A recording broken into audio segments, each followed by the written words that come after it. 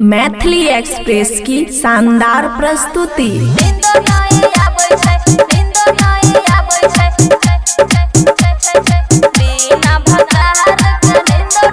खुशी recording studio बलुआहा। चढ़ल जवानी हमरा खूबे सतावे छै, चढ़ल जवानी हमरा खूबे सतावे छै। बिना भतार के नींद नय आवे छै, देहिया के गर्मी सखी अपने सहावे छै।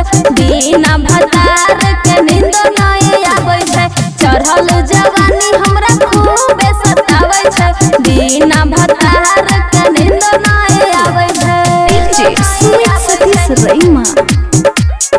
बिना भतार के नींद नय आवे छै। गदरल जवानी हमर नसे नसे भरल छै, होय नै कंट्रोल अब अज्ञानियन जरल छै। गदरल जवानी हमर नसे नसे भरल छै, होय नै कंट्रोल अब अज्ञानियन जरल छै। चोली के समान अब बेंग जेना फाना छै,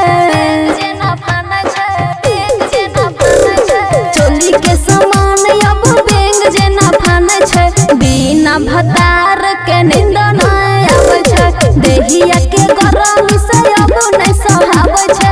बिना भतार के नींद नय आवे छै, बिना भतार के नींद नय आवे छै। खुशी रिकॉर्डिंग स्टूडियो बलुआहा।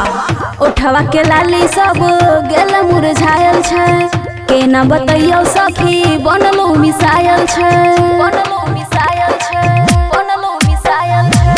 उठवा के लाली सब गेल मुरझायल छै, केना बतैयो सखी बनलो मिसायल छै। राइटर सुमित साजन कुछो नै सोहावे छै,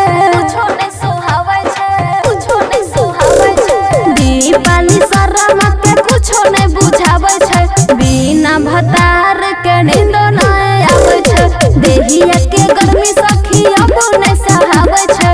बिना भतार के नींद नय आवे छै। खुशी रिकॉर्डिंग स्टूडियो बलुआहा।